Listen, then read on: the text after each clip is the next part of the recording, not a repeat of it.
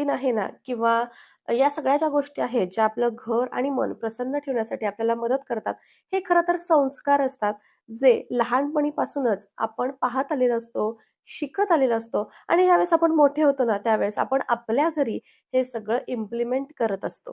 तर त्यामुळे आजचा हा जो व्हिडिओ आहे ना, तो मी माझ्या माहेरहूनच तुमच्याबरोबर शेअर करणार आहे. कारण तिथूनच बऱ्याचशा गोष्टी मी शिकलेल्या आहे, पाहत आलेले आहे. तर त्यामुळे तिथूनच या सगळ्या गोष्टी मी तुमच्याबरोबर शेअर करणार आहे. आणि खरं तर आपल्याला विशेष असं वेगळं काहीच करावं लागत नाही. हे सगळे आपलेच भारतीय संस्कार आहेत, ज्याचा कुठेतरी आपल्याला आपल्या गडबडीतच विसर पडत चाललेला आहे. पण तेच जर आपण केलं ना, तर पहा आपलं घर नेहमी प्रसन्न राहणार आहे. यामध्ये दिवसाच्या सुरुवातीलाच सगळ्यात पहिल्यांदा येतं ते म्हणजे आपलं अंगण. आता बऱ्याचदा असं मोठं अंगण वगैरे नसतं, आपण फ्लॅट सिस्टीममध्ये राहत असतो. पण जी काही थोडीफार जागा आपल्या घरापुढे असेल, ती व्यवस्थित पाण्याने स्वच्छ धुवून किंवा पुसून छानपैकी कोरडी करून घ्यायची आणि मग त्याच्यावरती रांगोळी काढायची. रांगोळी हा सगळ्यात पहिला संस्कार आहे, ज्यामुळे आपलं घर हे एकदम प्रसन्न होऊन जातं. छोटी का होईना, साधी का होईना, कशी आपल्याला जमेल तशी रांगोळी रोज एक तरी दारासमोर काढायलाच हवी. आजकाल रांगोळीचे स्टिकर्स वगैरे बाजारात विकत मिळतात. पण तुम्ही हाताने काढली ना रांगोळी, तर तुमचं मन त्यामध्ये गुंतलं जातं आणि मग ते प्रसन्न होतं. घर आपलं छोटं असो वा मोठं, आजकाल प्रत्येक घरामध्ये असे छोटे-छोटे प्लांट्स असतातच आणि ते कधीच सुकून द्यायचे नाहीत. ज्यावेळेस आपण रोज त्याची देखभाल करतो ना, त्यावेळेस आपोआपच आपलं सगळं वातावरण प्रसन्न होऊन जातं. घराबाहेरचं झालं, तसंच घरामधलं वातावरण प्रसन्न ठेवण्यासाठी स्वच्छता ही सगळ्यात महत्त्वाची, जी आपण खरं तर रोजच करतो. पण ती करताना काही गोष्टींची काळजी घ्यायला हवी.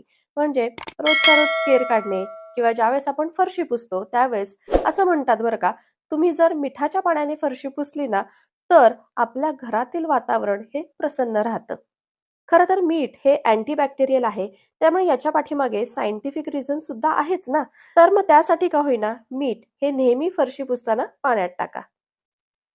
पदे पुष्करा लाजविती जयाची मुखाच्या प्रभे चंद्र मोहून याची घडो वास येथे सदा निर्विकारी तुम्हा विन दत्ता मला कोण तारी ही आहे माझी मम्मी.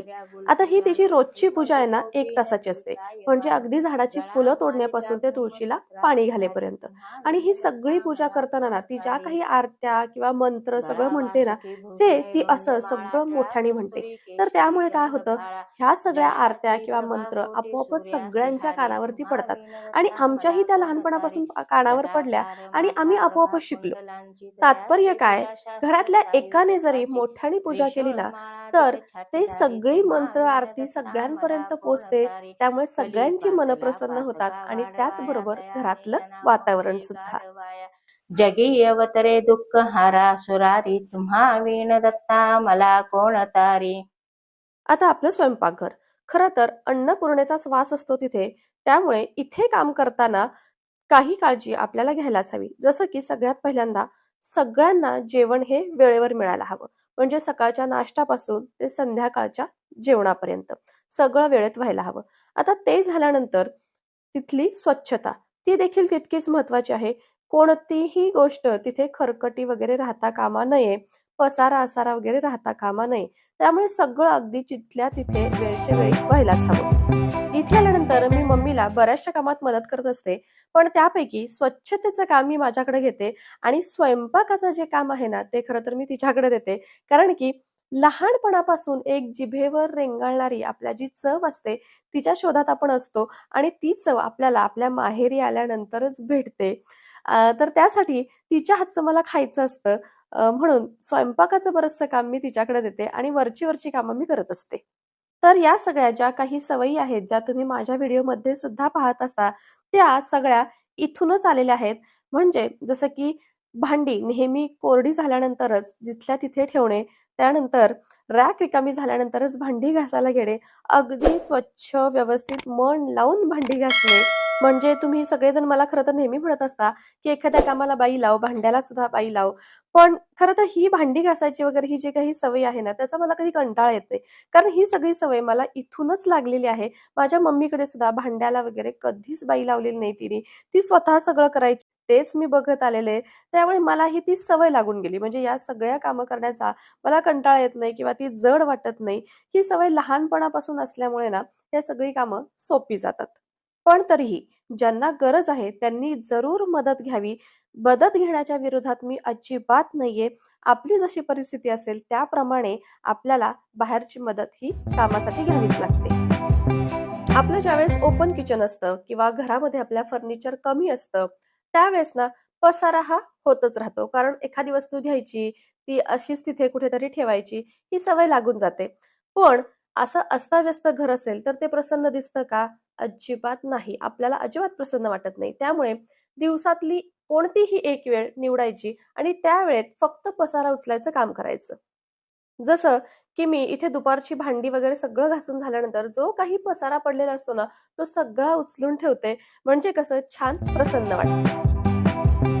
आता ही सगळी पसारा उचलण्याची किंवा स्वच्छतेची कामं माझे पप्पा सुद्धा करतात बरं का. म्हणजे आता ते रिटायर आहेत. तर ते शिक्षक होते आधी आणि शिक्षक म्हणजे ना कसं ती शिस्त शिक्षकांची काही वेगळीच असते आणि ती लहानपणापासून आमच्या सुद्धा अंगात भिनलेली आहे आणि त्या शिस्तीचा खरं तर आता खूप उपयोग होतो. आता याबरोबरच आपलं घर प्रसन्न राहण्यासाठी इतर काही किरकोळ गोष्टींची सुद्धा आपल्याला काळजी घ्यायची आहे. तर त्यामध्ये पहा, आपल्या घरामध्ये वॉशरूम्स असतात, तर वॉशरूमचे दरवाजे कधीही उघडे ठेवायचे नाहीत. वॉशरूमचा दरवाजा काम झालं की बंद करून घ्यायचा आणि त्याच्या आजूबाजूच्या गोष्टी सुद्धा जिथल्या तिथे असायला हव्यात. त्याचबरोबर घराला असणारे पडदे. पडदे खरं तर थोडेफार ट्रान्सपरंट असावेत, जेणेकरून बाहेरचा प्रकाश घरामध्ये येईल किंवा जर आपले ट्रान्सपरंट पडदे नसतील, तर ते दिवसा असे उघडे असावेत. घरामध्ये हवा खेळती राहायला हवी, प्रकाश यायला हवा, जेणेकरून आपलं घर हे प्रसन्न राहायला मदत होते. तिन्ही सांजेची दिवाबत्ती. म्हणजे अगदी पहिल्यापासून मी 5वी-6वीत असल्यापासूनच सकाळची पूजा मम्मीकडे असायची आणि संध्याकाळची पूजा ही माझ्याकडे असायची. मग संध्याकाळी कापूर किंवा धूप लावायचा, अशी छानपैकी एखादी आरती म्हणायची, अशी व्यवस्थित साग्रसंगीत पूजा करायची ही मी तिच्याकडून शिकले आणि रोज संध्याकाळी मी पूजा करायचे.